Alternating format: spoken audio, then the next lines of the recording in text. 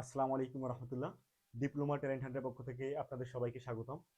তো আমরা অলরেডি একের পর এক সাজেশন দিয়ে যাচ্ছি প্রত্যেকটা সাবজেক্টের। তো আল্লাহর রহমতে আমাদের প্রত্যেকটা সাবজেক্টের পারফরমেন্স আপনারা নিজেরাই জানেন। এমনকি প্রতিদিন আমাদের প্রুফ সহ পোস্ট করা হয়, ভিডিও সহ। একদিকে আমাদের প্রশ্ন থাকে, আরেকদিকে আমাদের ক্লাসে সাজেশন দেয়। এই সাজেশন থেকে দুইটা কম্বাইন্ড করে আমরা প্রতিদিন ভিডিও ছাড়ি যে আমাদের পারফরমেন্স কীরকম আপনারা অবশ্যই দেখেন। তো ভাই এই পরিপ্রেক্ষিতে আগামী আর কি সামনে যেটা পরীক্ষা আছে, যারা ইলেকট্রনিক্স ডিপার্টমেন্ট তাদের চতুর্থ সেমিস্টারে যারা আছেন তাদের, এবং যারা ইলেকট্রিক্যাল ডিপার্টমেন্ট তাদের ষষ্ঠ পর্বে, এই দুই পর্ব মিলে কমিউনিকেশন ইঞ্জিনিয়ারিং এই সাবজেক্টের পরীক্ষা আছে। তো এই অনেকে আর কি রিকোয়েস্ট করেছেন যে ভাই এই সাবজেক্টের তাহলে সাজেশনটা দেন। তো এই পরিপ্রেক্ষিতে আমরা আজকে কমিউনিকেশন ইঞ্জিনিয়ারিং এই সাবজেক্টের সাজেশন দিব ইনশাল্লাহ। তো যেহেতু আমাদের গত যে প্রত্যেকটা সাবজেক্টের যে আমরা সাজেশন দিয়ে এসেছি, আপনারা নিশ্চয়ই জানেন প্রত্যেকটা সাবজেক্টে আল্লাহর রহমতে 99% থেকে 100%, অর্থাৎ 90% থেকে শুরু করে 100% আমাদের পারফরমেন্স আসতেছে। ধরেন যে, যেমন আজকে যে ফিজিক্স পরীক্ষাটা হলো, ফিজিক্স ওয়ান, আপনাদের তো না, ছোট ভাইদের। এই ফিজিক্স ওয়ানে ভাইয়া আমাদের ভিডিও অলরেডি আপলোড হচ্ছে, দেখেন কতগুলো প্রশ্ন কমন আসছে, নিজের চোখে আপনারা দেখতে পারবেন। জাস্ট এই ভিডিওটা দেখলেই ফেসবুক এবং ইউটিউব উভয় জায়গায় আমাদের এই ভিডিওটা আছে।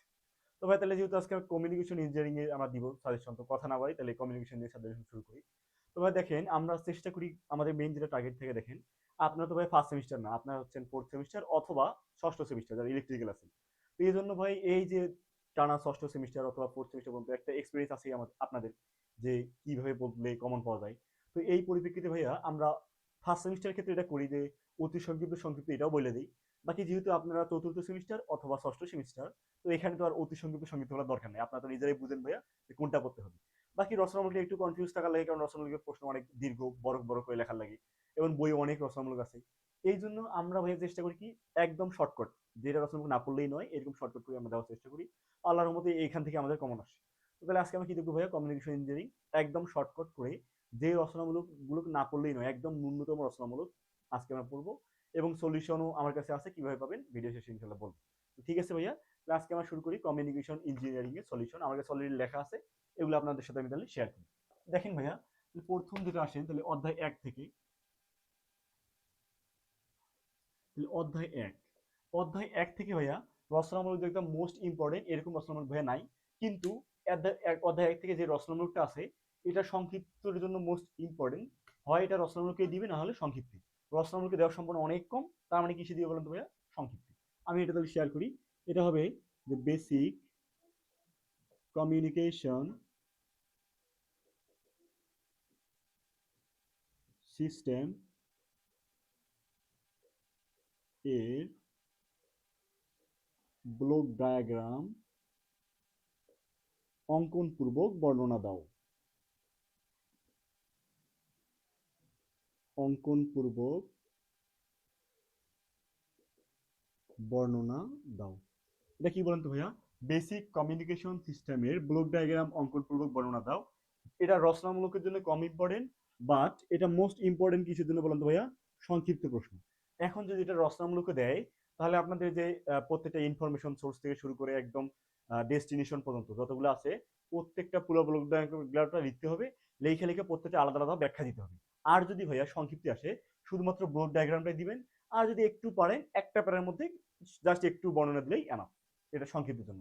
এটা মোস্ট ইম্পর্টেন্ট কিসের জন্য তো বলেন তো ভাইয়া, সংক্ষিপ্ত প্রশ্ন।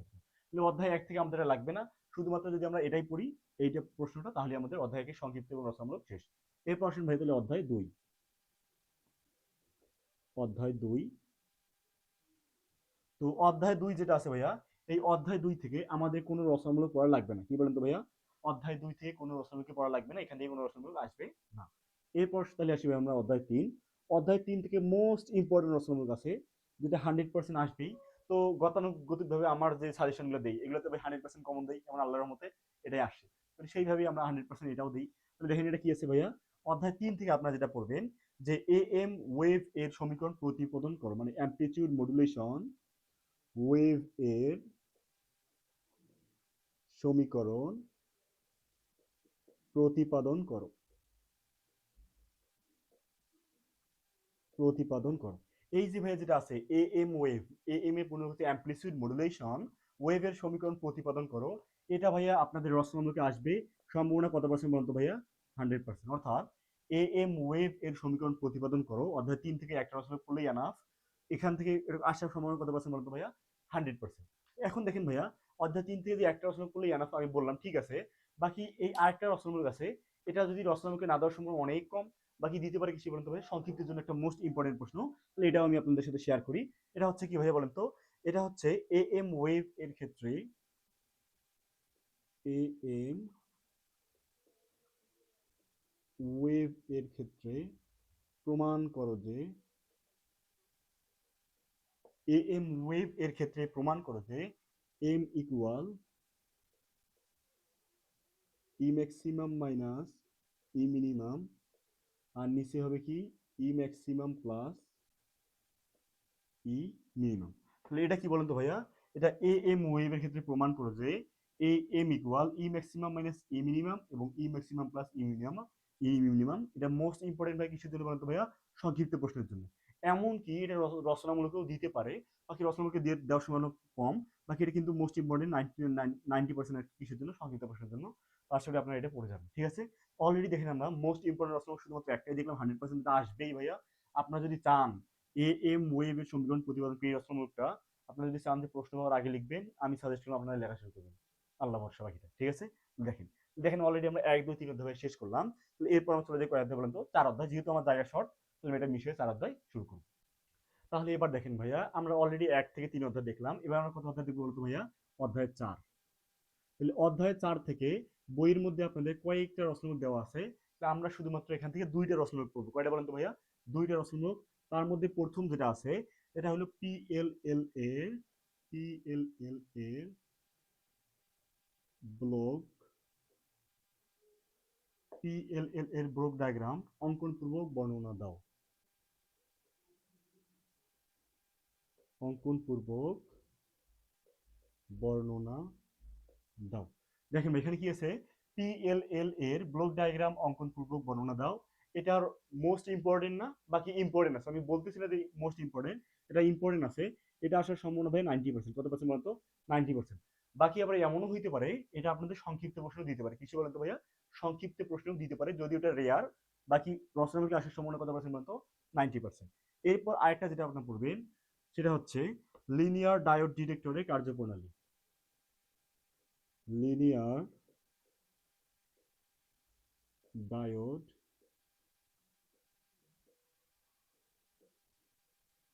ডিটেক্টরের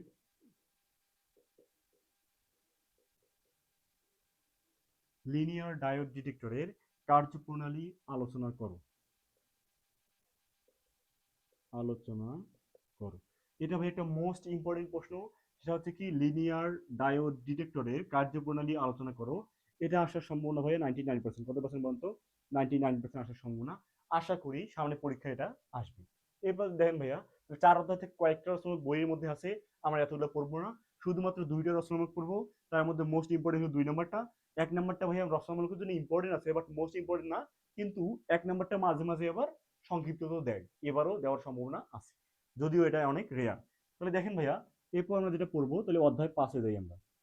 তাহলে অধ্যায় 5, অধ্যায় 5 থেকে আমি যে রচনামূলকটা আপনাদের দিব, এটা হচ্ছে ভাইয়া 100% আসার মতো শিওর একটা রচনামূলক। কি বলতো, 100% ইনশাল্লাহ আসবেই। সেম গতানুগতিক ভাবে আমি 100% কথাটাই আগে লিখলাম, যে এই রচনামূলকটা কত পার্সেন্ট আসবে বলতো, 100% ইনশাল্লাহ আসবেই। সেটা হচ্ছে কি A M transmitter, A M transmitter এর ব্লক ডায়াগ্রাম।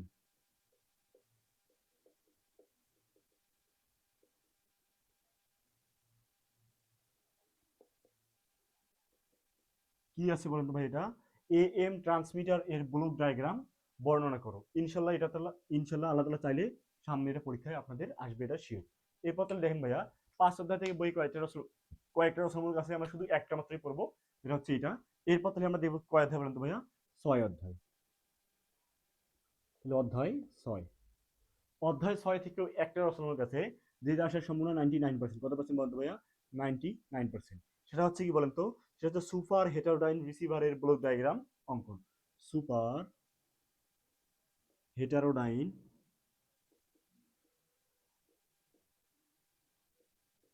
সুপার হেটারোডাইন রিসিভার এর ব্লক ডায়াগ্রাম সুপার হেটারোডাইন রিসিভার এর ব্লক ডায়াগ্রাম অঙ্কন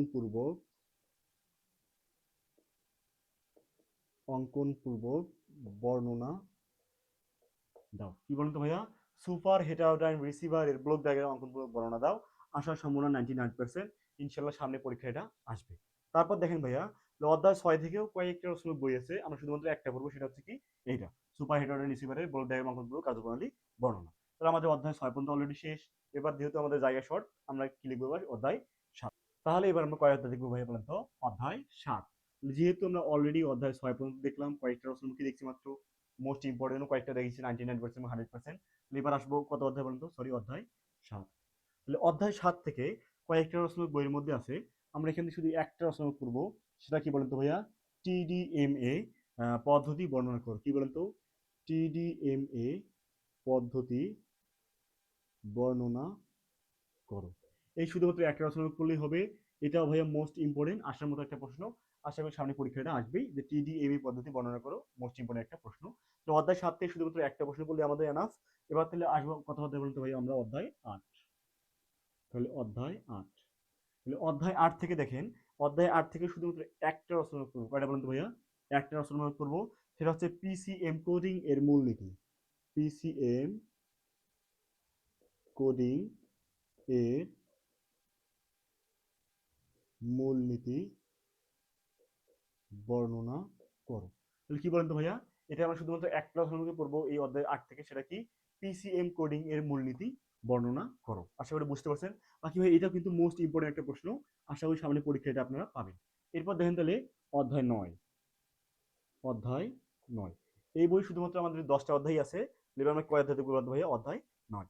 অধ্যায় 9 থেকে যেটা প্রশ্নের প্রথম যেটা ফার্স্ট পড়বেন, সেটা হচ্ছে অপটিক্যাল ফাইবার কমিউনিকেশন সিস্টেমের basic block diagram. Optical fibre communication optical fibre communication system এর বেসিক ব্লক ডায়াগ্রাম। সিস্টেম এর বেসিক ব্লক ডায়াগ্রাম বর্ণনা করুন। ব্লক ডায়াগ্রাম বর্ণনা করো। কি বলতো ভাইয়া? অপটিক্যাল ফাইবার কমিউনিকেশন সিস্টেমের বেসিক ব্লক ডায়াগ্রাম অঙ্কন করো। এটা অধ্যায় 9 থেকে একটা, এইটা পড়লেই হবে। আরেকটা আছে আমি দিতেছি, এটা হলো অপটিক্যাল ফাইবার কমিউনিকেশন সিস্টেমের বেসিক ব্লক ডায়াগ্রাম। এটা কত পার্সেন্ট সম্ভাবনা বলতো ভাই আসার? এটা হচ্ছে 99% সম্ভাবনা। ইনশাআল্লাহ সামনে পরীক্ষা এটা আপনারা পাবেন। তাহলে যেহেতু অধ্যায় 9 পর্যন্ত আমরা দেখলাম, তাহলে এরপর আসেন অধ্যায় 9 থেকে আরেকটা বিষয় আপনাদের পড়তে হবে। কোনটা বলতো? আর একটা পড়বো আমরা জাস্ট। আরেকটা কি পড়া লাগবে অধ্যায় 9 থেকে? সেটা হচ্ছে অপটিক্যাল ফাইবার এর গঠন। কি বলতো ভাইয়া? অপটিক্যাল ফাইবার এর গঠন প্রণালী। অপটিক্যাল ফাইবার এর গঠন প্রণালী বর্ণনা করো। কি বলেন তো ভাইয়া? অপটিক্যাল ফাইবার এর গঠন প্রণালী বর্ণনা করো। তাহলে দেখেন, এটাও আসার সম্ভাবনা ভাইয়া 90%। কত পার্সেন্ট বলতো? 90%। ইনশাআল্লাহ সামনে পরীক্ষা এটাও আসতে পারে। দেখেন অধ্যায়, আমাদের এটা কিন্তু 60 মার্কের পরীক্ষা। কয়টা রচনা করে অ্যান্সার করতে হবে বলতো ভাইয়া? 5টার মতো রচনা করে অ্যান্সার। যেহেতু আমাদের 5টা রচনা করে অ্যান্সার করতে হবে, তার মানে আমাদের 6টা রচনা আসবে, এর ভিতর থেকে 5টা। তাহলে এই আমি যে সাজেশন দিয়ে দিচ্ছি ভাইয়া, এখানে আপনাদের 11টা কি 12টার মতো, 11টার মতো রচনা আছে। এই 11টা অথবা 12টা এরকম থাকতে পারে। এই 11টা 12টার মধ্যে আমি আবার মোস্ট ইম্পর্টেন্ট বলে দিচ্ছি। দেখেন আপনারা যেটা করবেন, আমার সাজেশন আর ব্যক্তিগত যদি পার্সোনাল ভাবে বলি, যে ভাই আমি আরো বেশি কমন ফলাইতে চাই আপনার সাজেশন থেকে, তাহলে কিভাবে করবেন? দেখেন আমি যেটা 100% বলছি, ফার্স্ট আপনার কাজ হচ্ছে এই 100% যেগুলো আমি দিছি এগুলো আগে ভাই ক্লিয়ার করবেন। কি করবেন বলতো? 100% প্রত্যেকটা আগে ক্লিয়ার করবেন। এরপর আসেন 99% যেগুলো দিছি এগুলো ক্লিয়ার করবেন। এরপর 90% যেগুলো দিছি এগুলো ক্লিয়ার করবেন। তার তুলনায় দেখেন অপটিক্যাল ফাইবার কত পার্সেন্ট? 90%। তার মানে এটাকে কোনটা বলবেন বলতো? Optical fibre communication system block diagram. আগে এটা পড়বেন, তারপর এটা পড়বেন। এই সিস্টেমে কি যদি আপনারা পড়েন, তাহলে ইনশাআল্লাহ আসলে কমন পাবেনই। দেখেন ভাইয়া, এই অধ্যায় 10টা হলেও হইতে পারে, বাকি প্রত্যেকটা অধ্যায় অনেক রচনামূলক আছে, অনেক বোর্ডে আসছে। এর ভিতর থেকে শর্টকাট করে যতটুকু না পড়লেই নাই, যতটুকু না পড়লে আমরা 100% কমন ফলাইতে পারবো না, ততটুকু নিয়ে কিন্তু আমি আজকে আলোচনা করতেছি। অলরেডি আমরা 1 থেকে 9 অধ্যায় পর্যন্ত দেখলাম। শুধুমাত্র বাকি আছে কত অধ্যায় পর্যন্ত ভাইয়া? 10 অধ্যায়। তাহলে 10 অধ্যায়টা আমি এখানে আপনাদের দেখাই দিই। দেখেন, যেহেতু শুধুমাত্র আমাদের 10 অধ্যায় বাকি আছে, তাহলে এবার আমরা 10 অধ্যায়টা দেখি। অধ্যায় 10। অধ্যায় 10 থেকেও ভাইয়া কয়েকটা রচনামূলক আছে, এর ভিতর 2টা রচনামূলক আমি জাস্ট দিব আপনাদের। একটা হলো ভিএসএটি। ভিএসএটি এর কার্যপ্রণালী বর্ণনা করো। এর কার্যপ্রণালী বর্ণনা করো। কি বলেন তো ভাইয়া? এটা হচ্ছে ভিএসএটি। ভিএসএটি এর কার্যপ্রণালী বর্ণনা করো। এটা মোস্ট ইম্পর্টেন্ট একটা প্রশ্ন। আসার সম্ভাবনা কত পার্সেন্ট মধ্যে ভাইয়া? 99%। এরপর হচ্ছে আরেকটা, এটা পড়লেই আমাদের কমিউনিকেশন আর কোনো রকম পড়া লাগবে না। তাহলে এটা হচ্ছে কি ভাইয়া? এটা হচ্ছে ব্লক ডায়াগ্রামের সাহায্যে, ব্লক ডায়াগ্রাম এর সাহায্যে, ব্লক ডায়াগ্রাম এর সাহায্যে স্যাটেলাইট আর্থ স্টেশনের,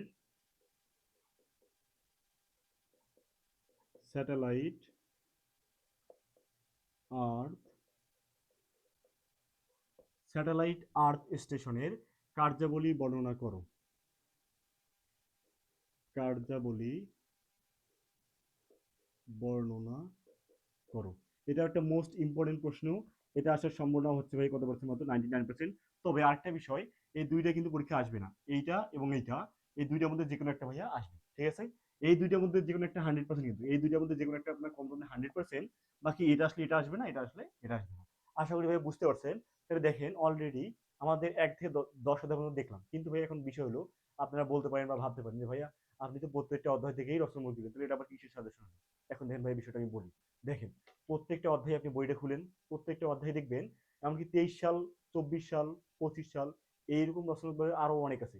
আপনি তো সেটা একটা কাজ করেন, আমার এই ভিডিও দেখার পর আপনি নিজে থেকে আসলে যেহেতু সময় আছে এখনো, একটা কাজ করবেন, সেটা হচ্ছে প্রত্যেকটা যে রচনামূলক রচনা বইয়ের মধ্যে এই রচনামূলক যেগুলো 23 সাল পর্যন্ত আপনি কালেক্ট করেন, কালেক্ট করে আশা করি আপনি খুঁজে পাবেন 15টা প্লাস বা প্রায় 20টার প্লাস অথবা 20টার কাছাকাছি রচনামূলক পাবেন, যে শুধুমাত্র 23 সাল পর্যন্ত কালেক্ট করলে, আর 15 সাল পর্যন্ত আছে। এই জন্য ভাইয়া আমরা পূর্বের অভিজ্ঞতা, আরো সিনিয়র ভাইদের অভিজ্ঞতা, এমনকি ডুয়েটের বড় ভাইদের অভিজ্ঞতা, সবগুলো কম্বাইন করে যে রচনাগুলো ভাই না পড়লেই নয়, এগুলার মানে যেগুলো না পড়লেই হবে না আর কি, এগুলা থেকে আপনাদের সামনে তুলে ধরার চেষ্টা করছি। আশা করি এই পর্যন্ত আপনারা বুঝতে পারছেন। ভিডিও শুরুতে যেটা বলছিলাম, এই যে আমি টোটাল 11টা অথবা 12টা রচনা দিলাম আপনাদের, এগুলা বইয়ের মধ্যে ভাই অনেক জটিল করে দেওয়া। মানে জটিল করে বলতে কি, যে ধরেন কম্বিনেশন সিস্টেম ব্লক ডায়াগ্রাম আছে, বাকি ব্যাখ্যাটা বইয়ের ভাষায় তো একটু জটিল। বাকি আমি যেটা ইউনিক খাটাইছি, এবার হচ্ছে আমি chat GPT, DeepSeek, Gemini, Tripoli analysis এই বইটা, এবং আমাদের যে কমিউনিকেশন ইঞ্জিনিয়ারিং এই বইটা আপনাদের যে আছে, এই যে কয়েকটা বিষয়, ধরেন যে 3, 2, 5, এই 5টা বিষয় সংমিশ্রণ এবং স্যারদের লেকচার, সব বিষয়গুলো কম্বাইন করে একদম সবগুলো থেকে যত সহজভাবে লেখা যায় এইরকম সহজভাবেই আমি লিখেছি ভাইয়া। অনেকেই হয়তো ভাবতে পারেন যে ভাইয়া শীট তো অনেক বৈশিষ্ট্য বললেন, তাহলে শীটটা কিভাবে লিখছেন? 1 মিনিট আমি তাহলে আপনাদের শীটটা একটু শো করি, তাহলে আশা করি বুঝতে পারবেন। তো যদি আপনাদের শীটটা আমি দেখাই, শীট অলরেডি আমার হাতেই আছে, দেখেন। তো কাছ থেকে একটু দেখাই, এখানে দেখেন কমিউনিকেশন ইঞ্জিনিয়ারিং শীট এটা। তো শুরু থেকেই আমি বলি যে টোটাল যে আমি প্রত্যেকটা রচনামূলক করেছি, প্রত্যেকটা রচনামূলকই কিন্তু এখানে আমার আছে। যদি এক অধ্যায় থেকে আপনারা দেখতে চান, এই যে দেখেন এক অধ্যায় communication system basic block diagram, এখান থেকে শুরু করে এক অধ্যায়, তারপরে যে 2 অধ্যায়ের সকল প্রমাণ, 2 অধ্যায় যে দুইটা দিলাম এটা, তারপরে এই যে 3 অধ্যায় কোনো রচনামূলক লাগবে না, এই জন্য চতুর্থ অধ্যায়। তারপর আসেন ভাইয়া চতুর্থ অধ্যায় যে দুইটা দিছিলাম এইটা, এই যে পঞ্চম অধ্যায়। তারপর আসেন এই যে ষষ্ঠ অধ্যায় এখানে আছে। তারপর আপনার এইভাবে সপ্তম অধ্যায়, অষ্টম অধ্যায়, নবম অধ্যায়, এমনকি এই যে সর্বশেষ অপটিক্যাল ফাইবারের গঠন এটা, সর্বশেষ হচ্ছে কি 10ম অধ্যায়, যেটা স্যাটেলাইট ভিএসএটি, যেটা বোর্ডে এখনো আছেই, আর এটা স্যাটেলাইট কমিউনিকেশন। এই যে প্রত্যেকটা প্রমাণ একদম সম্পূর্ণ আমার নিজের ভাষায়, তারপর হচ্ছে চ্যাট জিপিটি, ডিপসিক, জেমিনি এবং বই। এটা আবার না যায় ভাই, এটা ভুল বুঝেন না যে ভাই তো এত কিছু বললো তাহলে মানে বই থেকে সাহায্য নেয়, অবশ্যই ভাই মেন পাঠ্য বই তো আমাদের আসল। বাকি এর সাথে যদি আমরা এগুলো সহায়ক লাগাই তাহলে অনেক পড়তে সুবিধা হবে আমাদের, একদম নিজের ভাষায় যেটাকে বলে। এমন ভাবে লেখা হয়েছে ভাই, আলহামদুলিল্লাহ এটা গ্যারান্টি। এমন ভাবে এটা লেখা হয়েছে, আপনি শুধু 2 একবার পড়লে আপনি মনে রাখতে পারবেন, এটা ভাইয়া গ্যারান্টি। বইয়ে একটা স্টুডেন্ট যদি বই 10 বার পড়ে, আপনি এখানে 5 বার পড়বেন, তাহলে আপনার এনা, এটা আর কি গ্যারান্টি। তাহলে ভাইয়া এটাই হলো শীতের বৈশিষ্ট্য। যদি আপনারা কালেক্ট করতে চান, এই যে হোয়াটসঅ্যাপে যে নাম্বারটা আছে, এই নাম্বারে আপনারা নক দিবেন, আমরা পরবর্তীতে আপনাদের নক দিয়ে এটা আপনাদের দেওয়ার চেষ্টা করবো ইনশাল্লাহ। আশা করি বুঝতে পারছেন এই পর্যন্ত। যারা যারা এই শীটটা কালেক্ট করতে চান, অবশ্যই হোয়াটসঅ্যাপে এই যে নাম্বারটা দেওয়া আছে, এই নাম্বারে আপনারা নক দিবেন, নক দিলেই আমরা পরবর্তীতে আপনার সাথে যোগাযোগ করবো। তো আজকের মতো তাহলে এখানেই শেষ করছি। তো আশা করি সাজেশনটি আপনারা পাবেন। আরেকটা বিষয় ভাই জাস্ট বলে রাখি, সেটা হচ্ছে গত যে পরীক্ষাগুলোর সাজেশন আমরা দিয়েছিলাম, তো আল্লাহর রহমতে তো বললামই যে 90% থেকে শুরু করে 100% পর্যন্ত ফুললি আমাদের কমন আসে। কিন্তু ভাই দুঃখের বিষয় হলো এই একটা বিষয়, তো দেখেন গত তো আমি এস্টিমেটিং যে সাজেশনটা দিয়েছিলাম, এখানে প্রায় আপনার অনেক ভিউজ হয়েছিল আলহামদুলিল্লাহ। তো এখান থেকে ভিউজ হলো অনেক, ওয়াচ টাইম ধরেন যে 24 ঘন্টার মতো হয়েছে।